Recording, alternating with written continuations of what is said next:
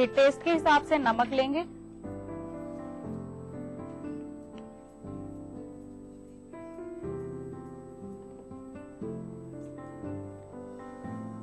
और इसको पानी डालकर घोलेंगे। पानी थोड़ा ज्यादा लेंगे।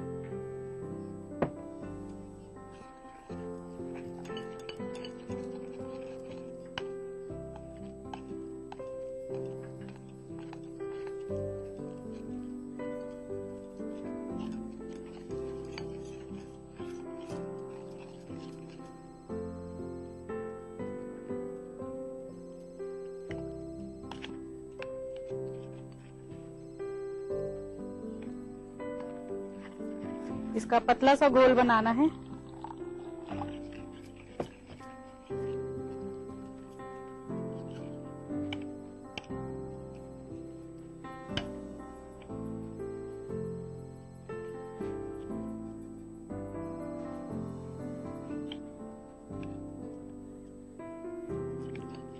जब ये पतला सा घोल तैयार हो जाएगा तो हम इसको पकाएंगे। इसके लिए हम एक पैन लेंगे,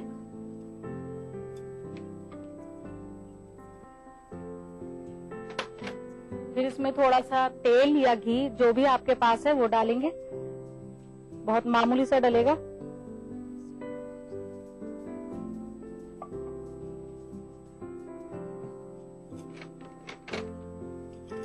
फिर ऑयल को पूरे पैन में हम घुमाएंगे ताकि पूरा पैन जो है चिकना हो जाए।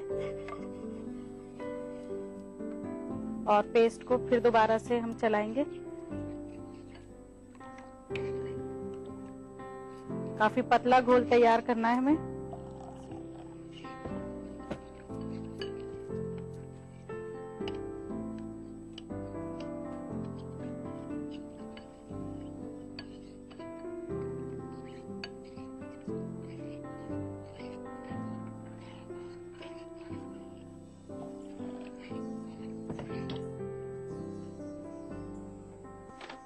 जब ऑयल गर्म हो जाएगा तो हम इसमें ये घोल डालेंगे और चलाते रहेंगे।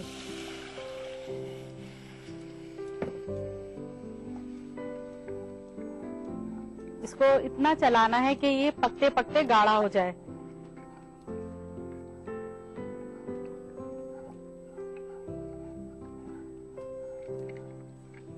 नाज़रीन, ये रेसिपी जो है ये एक ऐसी रेसिपी है जो आपके शाम की चाय में, सुबह के नाश्ते में काम आती है। ये पकते पकते इस तरह से गाढ़ा हो जाएगा और इसको बहुत जल्दी जल्दी आपको चलाना है ताकि ये नीचे से जल ना जाए।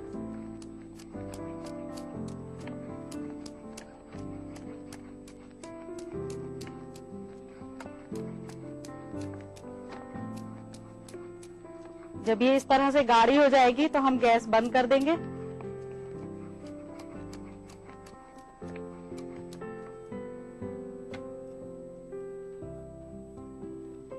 फिर एक ट्रे लेंगे,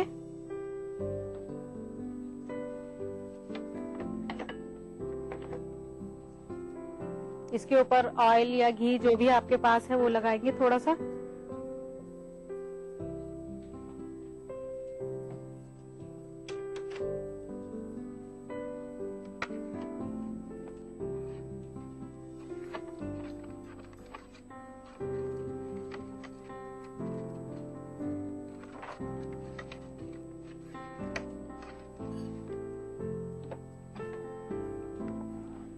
फिर ये पेस्ट हम ट्रे में डालकर फैलाएंगे।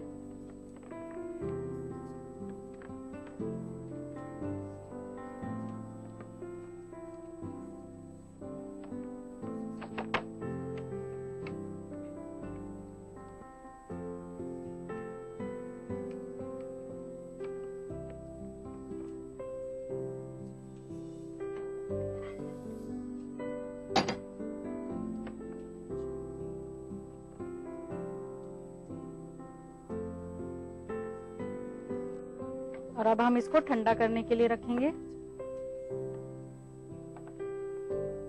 और इसके ऊपर थोड़ा सा कद्दूकस किया हुआ नारियल डालेंगे।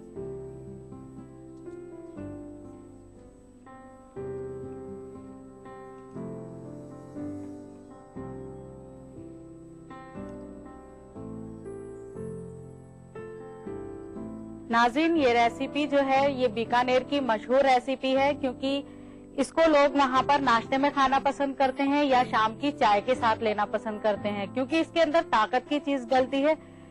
अनार होता है इसके साथ और नारियल होता है कद्दूकश किया हुआ, तो वो लोग इसको बहुत शौक से खाते हैं और बहुत आराम से ये जल्दी से बन भी जाती है, ज्यादा टाइम नहीं लेती। जब ये ठंडी हो जाएगी तो हम इसकी कटिंग करेंगे।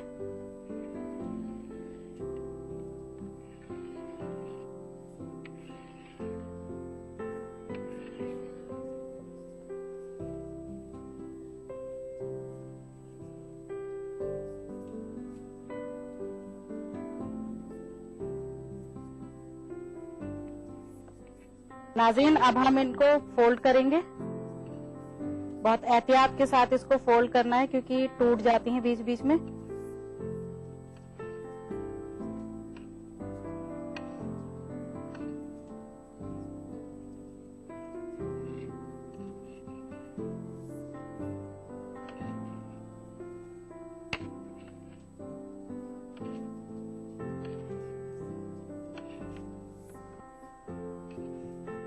इस तरह से हमें फोल्ड करना है इसको।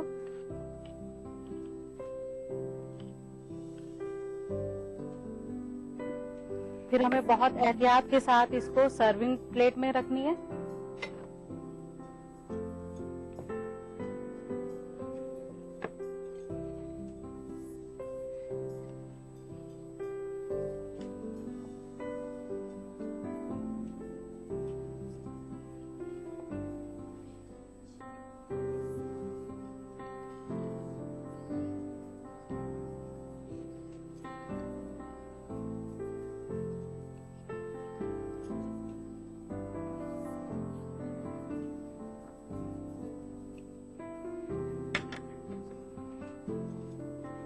फिर हमें नारियल दोबारा से डालना है इसके ऊपर।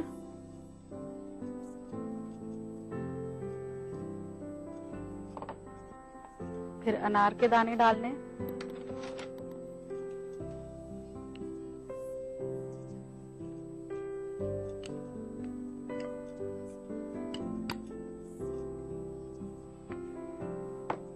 थोड़ा सा हरा धनिया गार्निश करेंगे।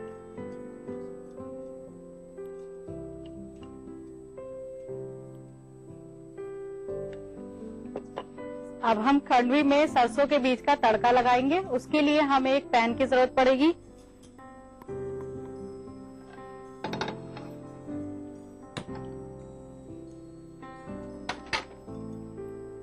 थोड़ा सा ऑयल,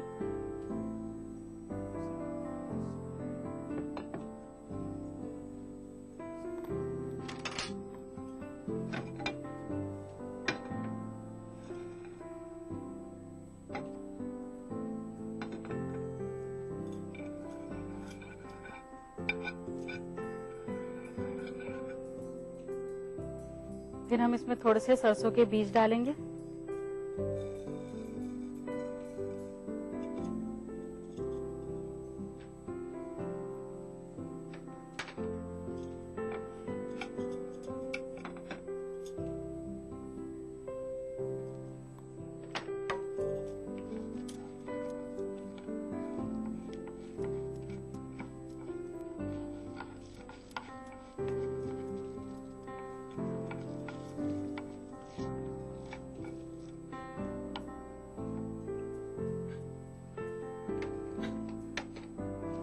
अब हम इन बीज को खंडवी के ऊपर डालेंगे।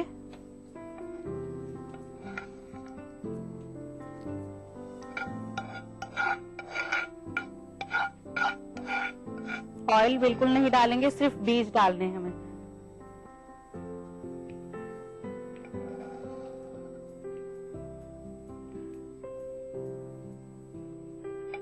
नाज़रीन, बनकर तैयार है हमारी बेसन की खंडवी, और मुझे उम्मीद है आपको जरूर पसंद आई होंगी और आप इसको ट्राई भी करेंगी।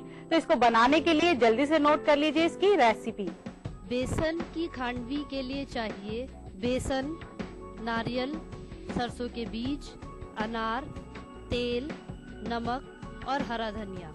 बेसन की खांडवी बनाने का तरीका: सबसे पहले एक बाउल में बेसन, नमक और पानी डालकर पेस्ट बनाएं। फिर एक पैन में बेसन के पेस्ट को घी के साथ पकाएं। जब बेसन पक जाए तो एक ट्रे में निकालकर उस पर नारियल डालें, फिर उसे रोल बनाएं। इसके बाद एक सर्विंग प्लेट में अनार के दाने से गार्निश करके सर्व करें। नाजरीन, क्या आप नहीं बनना चाहती मेरे शो का हिस्सा? अगर हाँ तो भेजिए एक अच्छी सी रेसिपी। अगर वो रेसिपी होती है सिलेक्ट तो आपको मौका मिलेगा मेरे साथ मेरे किचन में अपनी रेसिपी बनाने का। तो देर किस बात की, नोट कीजिए हमारा पता। हमारा पता है अक्से रसोई 2E/12 3rd floor, Jhandewalan extension, new Delhi 110055। हमारा ईमेल आईडी है responseurdu@etv.co.in।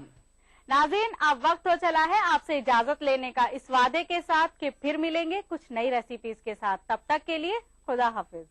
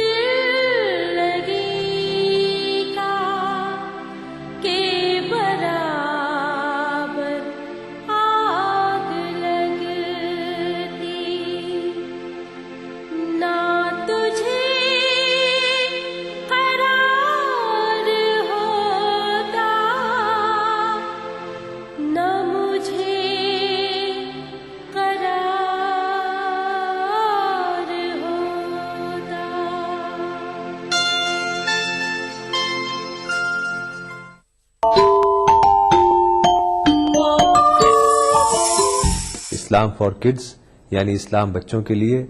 इस प्रोग्राम में कुरान और हदीस के किस्से और वाक़यात, हज़रत मोहम्मद सल्लल्लाहु अलैहि वसल्लम और सहाबा की ज़िंदगी के हालात और इस्लामी तालीमात के अहम वाक़यात पेश किए जाएंगे। इसमें हमारे लिए सबक है, गाइडेंस है और रहनुमाई का सामान है। इसी के साथ साथ इस्लामी तालीमात की वो बातें भी हम आपके सामने रखेंगे जिसमें मॉरल वैल्यूज सिखाई गई हैं, ताकि हम अपने अंदर आला कैरेक्टर, आला अखलाक पैदा कर सकें और दुनिया और आखिरत में कामयाबी हासिल कर सकें। इस्लाम फॉर किड्स हर इतवार सुबह 9 बजे सिर्फ ETV उर्दू पर।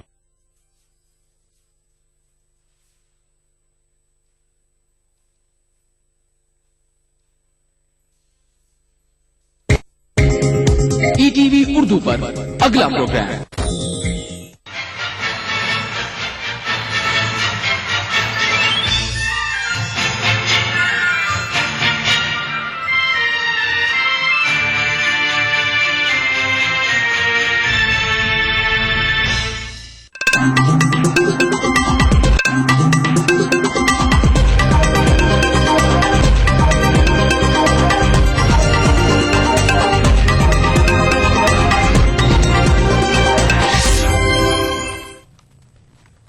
नाज़नादाब 2 बजे के बुलेटिन के साथ मैं हूं हिना। सबसे पहले हेडलाइंस। दिल्ली के वज़ीर आला अरविंद केजरीवाल को शदीद बुखार, लेकिन शाम 4 बजे दिल्ली जल बोर्ड की मीटिंग, अहम फैसला लिए जाने का इम्कान। आदर्श रिपोर्ट मामले पर महाराष्ट्र हुकूमत पर हरीफ जमातों का दबाव, एनसीपी मामले पर नजरसानी के लिए तैयार। बैरूनी सरमायाकारी उमूर के बोर्ड FIPB की आज नई दिल्ली में मीटिंग, मुल्क के मल्टी ब्रांड रिटेल शोबे में टिस्को की शमूलियत पर होगा गौर। ऑस्ट्रेलिया के शहर मेलबर्न में एक हिंदुस्तानी तालिब इल्म पर हमला, तालिब इल्म कोमा में।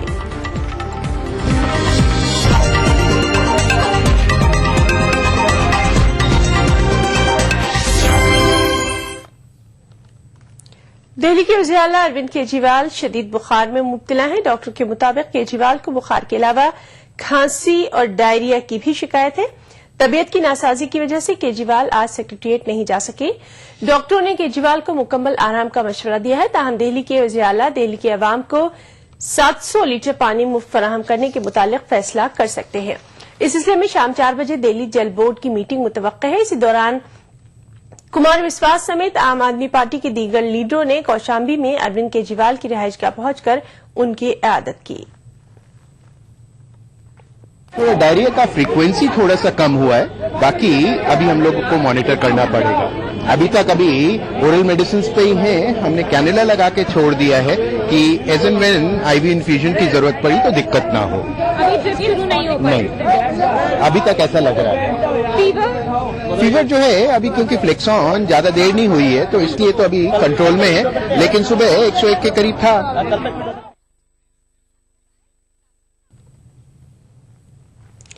उधर आम आदमी पार्टी के लीडर कुमार विश्वास ने कहा है कि दिल्ली के वज़ीर आला अरविंद केजरीवाल बुखार में मुब्तला है, लेकिन सरकारी ओहदेदारों से रब्त में है। अरविंद का स्वास्थ्य ठीक नहीं है, उनको बुखार भी है और उनको लूज मोशन भी है। 2 डॉक्टर्स ने उनको देखा है, लेकिन वो अधिकारियों के संपर्क में हैं और बाकी जल बोर्ड के अधिकारियों से भी लगातार बात कर रहे हैं और निर्णयों पर बार बार जानकारी भी ले रहे हैं उस बैठक की और क्या क्या उसमें होगा। इस संबंध में भी अधिकारियों से बात कर रहे हैं, वही ज्यादा बेहतर बता पाएंगे जब अधिकारी यहाँ पर आएंगे, या वो किस प्रकार से बैठक में जो कुछ हो रहा है उस पर बातचीत। लगातार वो संपर्क में है अधिकारियों। दिल्ली के नए वजीर सेहत सत्येंद्र जैन ने कहा है कि वो दिल्ली के मुख्तलिफ सरकारी अस्पतालों का दौरा करते हुए अस्पताल में बुनियादी सहूलियात का जायजा ले रहे हैं। दिल्ली के वजीर सेहत ने कहा कि आवाम सरकारी अस्पतालों में रिश्वत के लेन देन की शिकायत बजरिए ईमेल उनके मेल आईडी पर रवाना कर सकती है।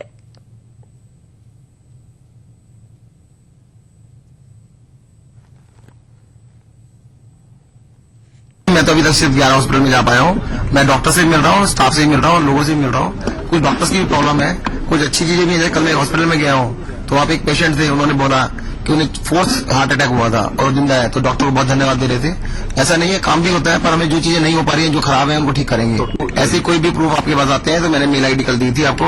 आज हमने मेरी नई मेल आईडी है आप दिल्ली हेल्थ AAP आप DLHI दिल्ली HEALTH आप दिल्ली हेल्थ @gmail.com। आप उसे कुछ भी कंप्लेंट भी कर सकते हैं, सजेशन भी दे सकते हैं, सुझाव भी दे सकते हैं, सबको वेलकम है। उधर दिल्ली के कॉन्ट्रैक्ट होमगार्ड्स ने वज़ीर आला दिल्ली अरविंद केजरीवाल से मुलाकात करते हुए उनकी मुलाजिमतों को मुस्तकिल करने का मुतालबा किया। इस सिलसिले में दिल्ली के होमगार्ड्स ने अरविंद केजरीवाल को एक याददाश्त भी पेश की। मांग करने के लिए आए हैं। हमें 5 साल के लिए रखा जाता है, उसके बाद हमें निकाल दिया जाता है। हम चाहते हैं कि हमें रेगुलर कर दिया जाए, जिससे कि हम और हमारा परिवार बेरोजगार होने से बचे। यही हमारी मांग है दिल्ली के मुख्यमंत्री केजरीवाल जी से। अपनी उम्मीदें लेके बहुत उम्मीदें लेके आए केजरीवाल जी के पास। हम चाहते हैं कि हमें बेरोजगार ना किया जाए। हम 17 फरवरी 2014 में हमारे 5 साल पूरे हो रहे हैं और वो ये हमको दूध की मक्खी की तरह बाहर निकाल देंगे। इसके बाद सर आप लोगों से थोड़ी सी उम्मीद है सर हमारे बारे में। दिल्ली के वजीर ट्रांसपोर्ट सौरभ भारद्वाज ने PDS को एक बड़ा चैलेंज करार दिया, साथ ही पब्लिक डिस्ट्रीब्यूशन सिस्टम को मजीद मजबूत करने पर भी जोर दिया। PDS is a challenge. हाँ, PDS distribution should be better.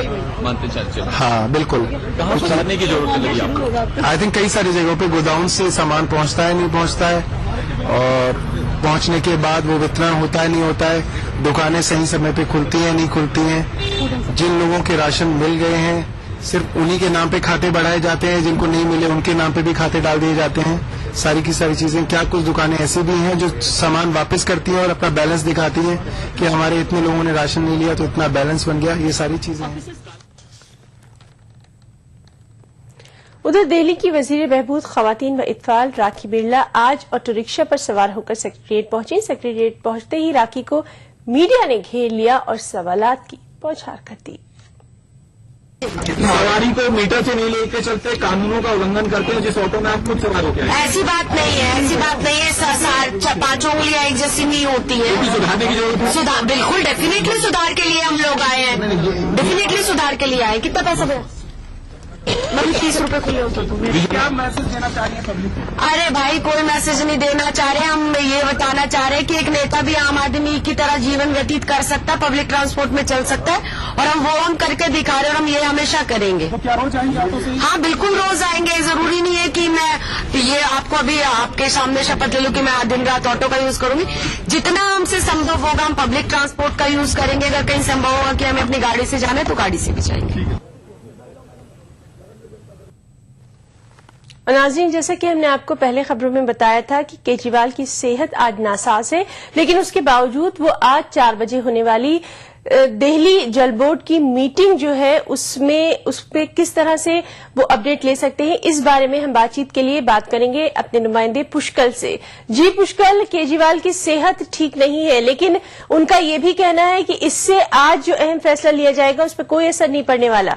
क्या जानकारी है? देखिए ना, मैं बता दूं कि सुबह केजरीवाल जो मुख्यमंत्री अरविंद केजरीवाल ने ट्वीट किया था कि उनकी तबीयत खराब है, उन्हें 102 डिग्री बुखार है, डायरिया है।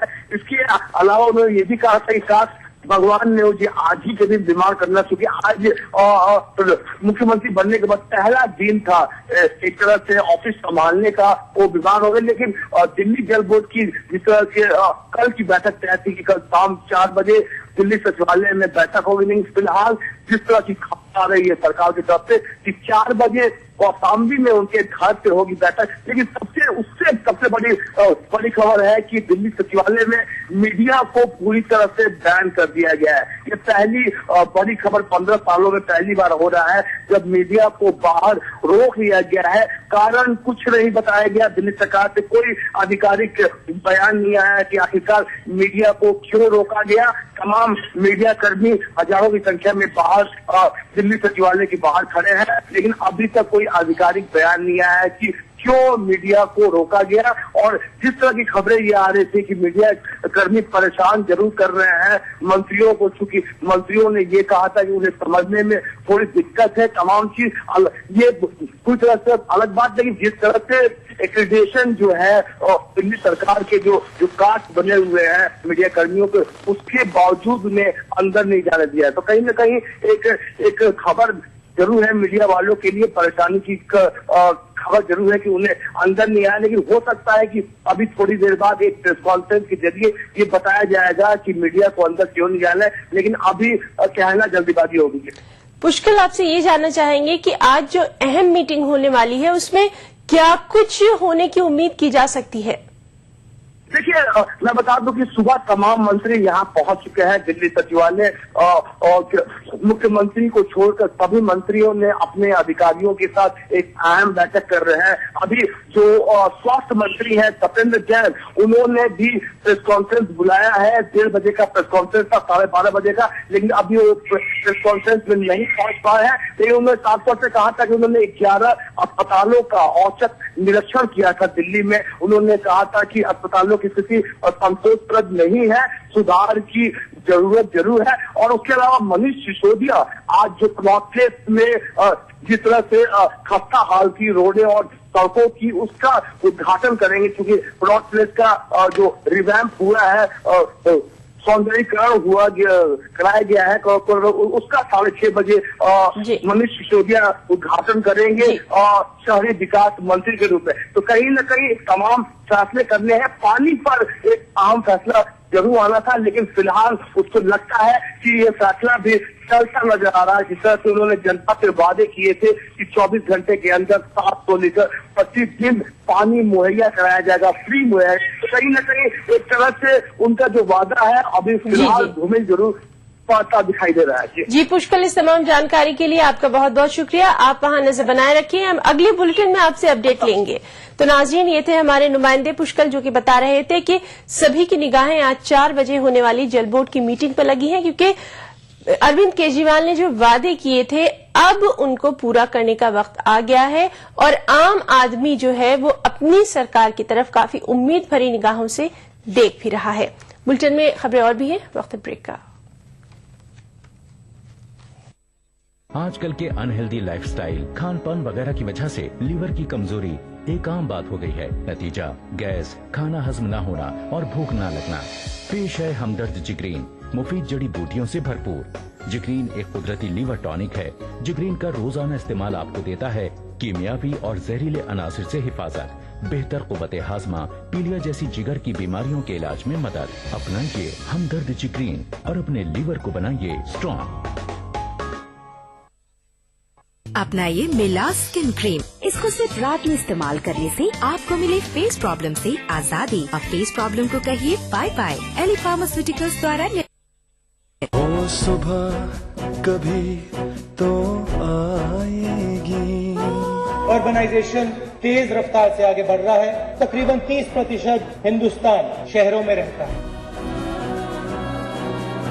आज नगर में ही नगर के भीतर दो नगर नजर आते हैं। एक सेवादारों का नगर, दूसरा सेवा पाने वालों का। आपने सुनी नेताओं की आवाज, हम सुनना चाहते हैं आपकी आवाज। बेहतर शहरीकरण के लिए आज ही अपने आइडियाज भेजें। Change India, an agenda for the next PM।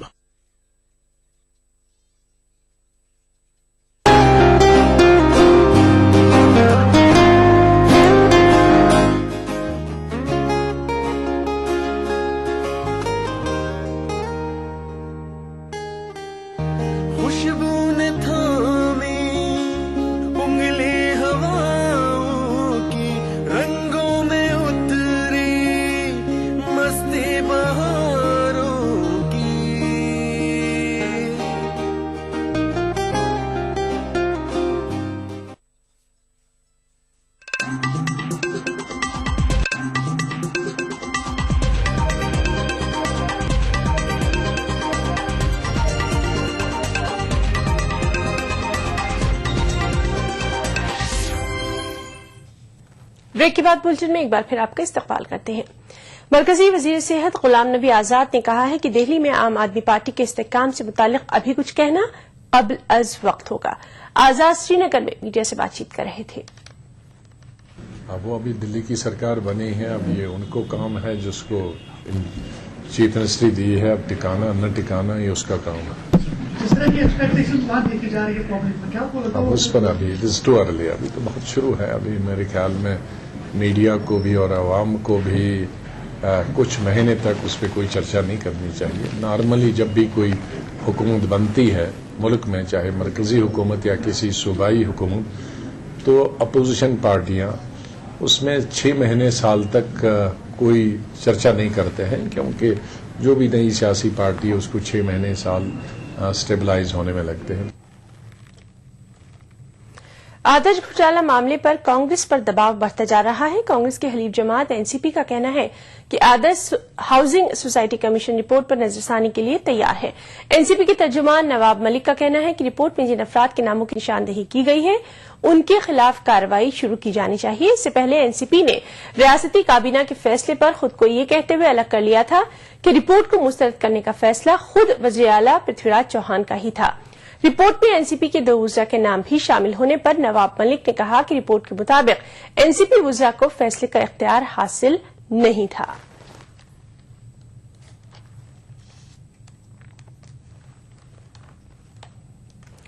उधर सीपीआई के लीडर गुरुदास दास गुप्ता का कहना है कि हुकूमत को आदर्श घोटाला मामले के कसूरवारों के खिलाफ कार्रवाई करनी चाहिए।